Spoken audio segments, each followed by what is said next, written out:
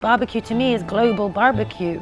We grew up with fire because electricity was always when you're in constant war, so even when I go back home, they're still just using fire. My name is Mursal Saiq. I'm director and chef co-founder of Key Point London.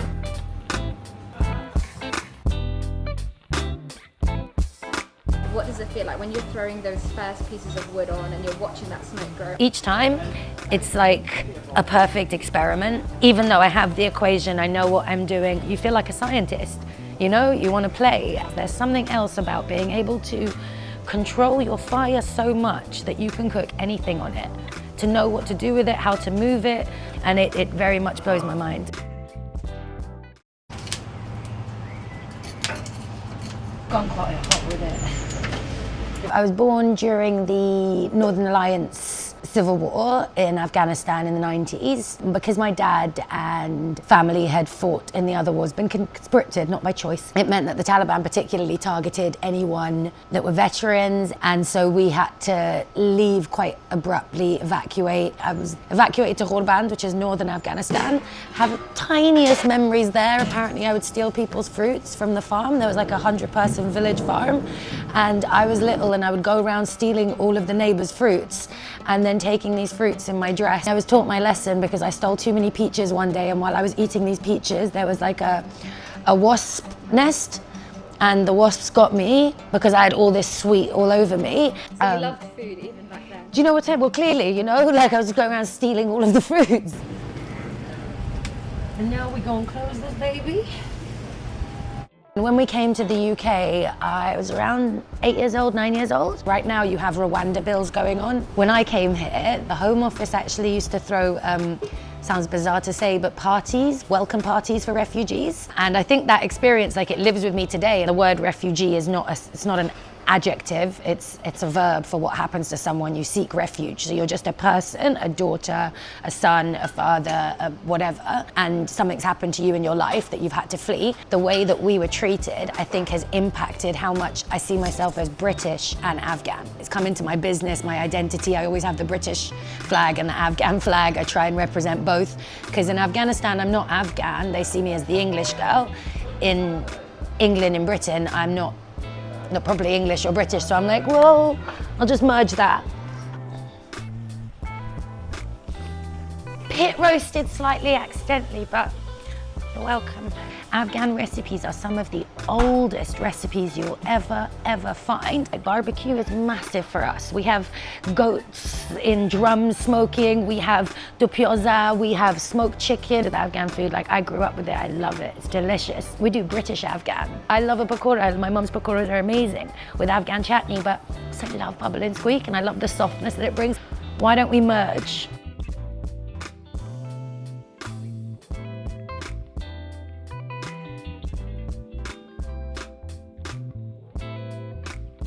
I'm really happy to see that since the last decade, I feel like we've rippled hugely into the industry. So many halal smokehouses, so many people, they messaged us going, you guys inspired us. So many places have opened up now.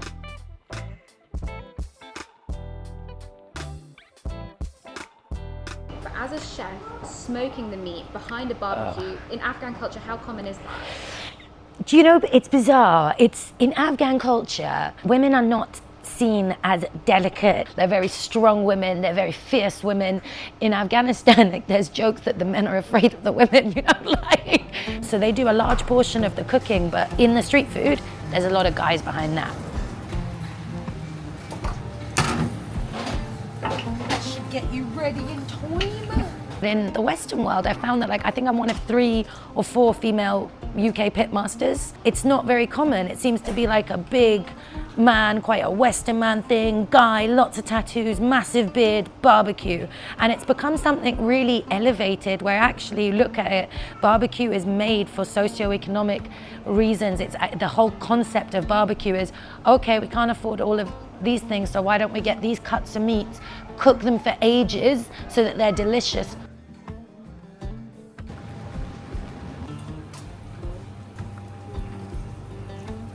What does it mean to be a Muslim woman? That question has been something that I've asked myself for so many years. I used to wear hijab, but I didn't know how to wear hijab, and I didn't understand the different cultural identity of hijab. I would fast quite ardently, and then as I grew older, I ran away from Islam and I ran away from my entire identity. I felt like I had to be either very, very religious and practicing or not at all. I couldn't be myself. I put, like most people, Islam in a box.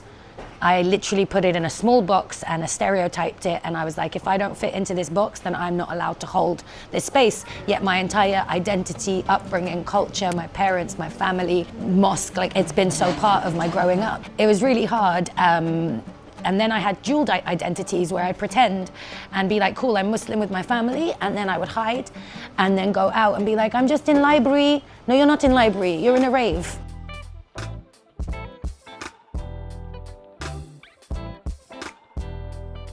My parents are both practicing Muslims. A lot of my family are practicing Muslims and others are just Muslims, not so practicing.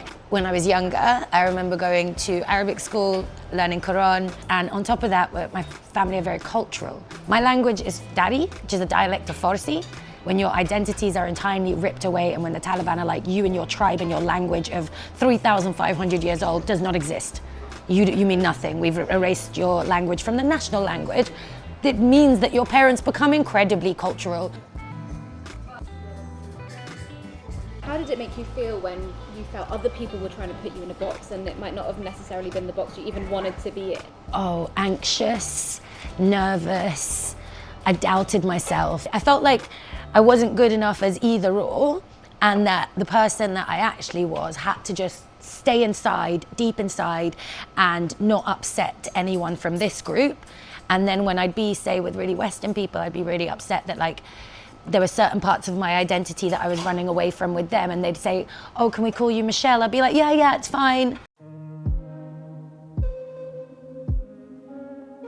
For me, I finally understood I don't need a dual identity. It's up to nobody to tell me what my identity is but myself. And I believe that I'm Muslim, but I am my Muslim, you know? Like, that's my relationship with me, with God, with the universe. Why can't you just be exactly who you are? Like, who are these people that are like, you must be this, this, or this? You know, where do they get their memos from? I'd like to know. Right?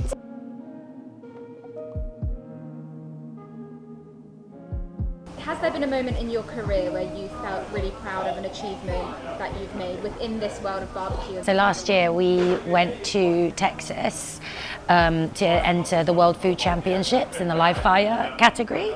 It was interesting because this is Texas, this is the home of American barbecue. We bought British Afghan barbecue, our little sign. They didn't know what to do with us. Me and Josh went very Afghan with it. Kobli palau, literally the dish of the nation of Afghanistan, but do it over live fire. No electricity allowed, pure live fire. We made every garnish, every sauce, every pickle in a space of an hour. And we got into the final round, and for the final round we went really, really Afghan with it and went Afghan dumplings over the fire. We came second in the final round. The American Air Force beat us with their Wagyu. But it was probably one of the best experiences. It was insane to have the judges sit there trying. You know the stereotypes you have of us, of burqa, of this? No. In order to stop having people kill our people and to stop distancing themselves from us, look at us. We look very similar, we sound very similar, but all love barbecue. Maybe all these commonalities can be what gets rid of these stereotypes and opens people up, and that's one of the reasons I wanted to do it. Like, I hold tight to my culture, my heritage, my food. I'm Afghan woman, I was born there, I'm part and parcel of this society as well, and there are young girls like there that are like me, same in Palestine, same in Gaza. When people say, why do you care? These are all one and the same. Human is a human. The children in Gaza, just like a child like me. Please stop alienating them, turning them into numbers, and stop thinking that this entire Taliban world is okay, but it is not okay. Women cannot work, women are not allowed to go to school, women are now allowed to be publicly stoned to death. It's wrong if we don't speak up against that and let the world know that we've never been okay with that. Why are we okay with that now?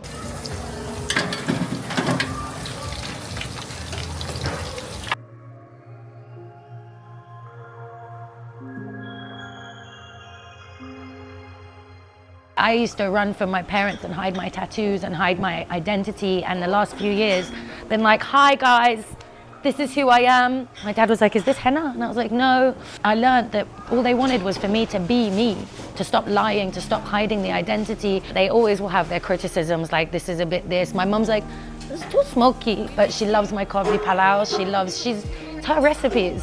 So she's taught me, she trains with me, she practices with me, her bulani, her oshak. And I feel like her identity and my dad's identity is now retained. He's from northern Afghanistan in Ghorband. And we do things like Ghorbandi palau that she's taught me from him. And I'm like, I get to retain their identities through this. This is pretty cool.